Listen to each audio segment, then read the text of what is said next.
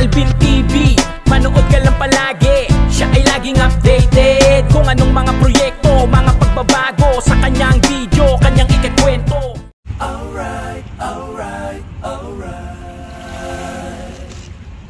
Okay, okay, okay. Alright, alright, alright. Okay, okay, okay. Isang mapagpalang araw po sa atin mga kabayan, and welcome po dito sa Alvin TV. So ngayong umaga po ay nandito tayo sa area ng Dolomite Sand at makikita po natin dito na napakalinaw po ng tubig. Ayun. So September 20, no? Ngayong araw, at makikita rin po natin dito sa area yung ating mga taga DNR na kumukuha po na itong sample ng tubig dito para po sa coliform level, no, para ma-maintain o makita nila yung difference nung coliform level. Ayan, so far ito makikita natin dito na talagang sobrang linaw po ng karagatan natin ngayon dito mga kabayan, no, na talagang kahit sa kaila-ilaliman po ay makikita natin yung mga isda na langoy-langoy po dyan, no, sa area na yan. So far naman makikita rin po natin dito na hindi na rin ganun kadami yung basura na matatanaw natin, no, nakakatuwa. At dito naman, no, sa area na yan patuloy rin po yung construction nila para po dito sa gate na ginagawa po dito. Ayan. At antabayanan nyo lamang po kasi malapit na rin magbukas etong Dolomite Sand, no? So hindi lang natin alam kung kailan yung exact date, pero malapit na po mga kabayan dahil yung entrance nalagyan na rin ng arko at maglalagay na rin po sila ng mga hagdan kung makikita nyo po dito sa hinuhukay na bako na yan. So far, no, yan, nandito yung ating mga taga DNR, no, na kumukuha ng sample ng tubig.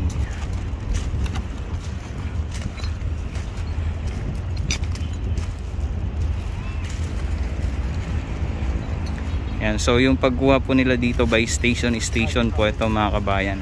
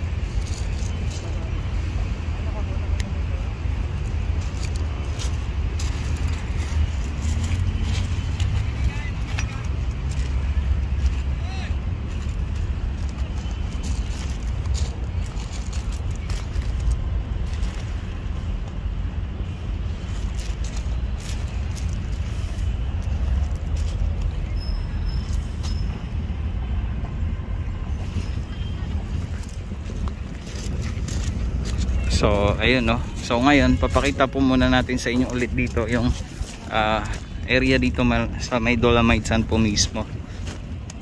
Ayan mga kabayan, imagine nyo ganito na kalinaw yung tubig na makikita natin ngayon sa baywalk, no. Hindi lang sa linaw ng tubig kundi marami rin po tayong mga isda na matatanaw ngayon dito. At yung iba nga hindi ko sure kung flying fish ba yun. Ayan, katulad nyan, tumatalon-talon.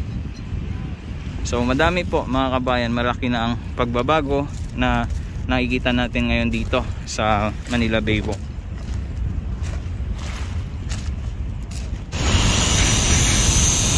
So ayan, finally mga kabayan, no, nakita na natin dito yung arko o ito po yung silbing entrance dito po sa area ng Dolomite Sand. Ayan, no? So talagang napakaganda ng proposed plan po dito sa gagawin nilang entrance dito, no?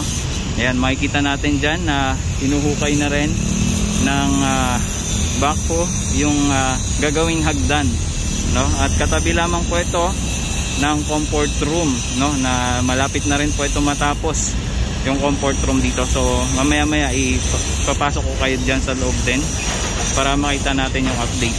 So ngayon titignan muna natin yung update dito, no? Yan sa ginagawa nilang entrance dito at dito sa mga bricks na ikakabit. Yan, so tara, pasukin natin.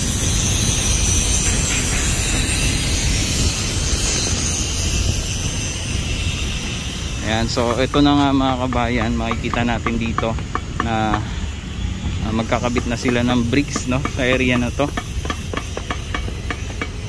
Ayan, so inumpisahan na nila paglatag itong mga bricks, no, dito sa gilid. At ayan, pinantay na rin nila. So antabayanan din po natin yan. So sa ngayon, ito yung backhoe, no, na hinukay na rin. At makita nyo yung pinaghukayan ay nandyan lang din po yung dolomite sand. Yan, so ang haba pala nitong hagdan na gagawin nila dito. So ngayon ipapasilip ko naman po sa inyo itong comfort room na ginagawa dito sa ngayon, ano. So far makikita natin yung update dito ay naglagay din po sila ng parang gate, no, dito sa gitna na itong comfort room. So yun yung ating update dito sa ngayon, no. Nilagyan lang nila na parang entrance o gate.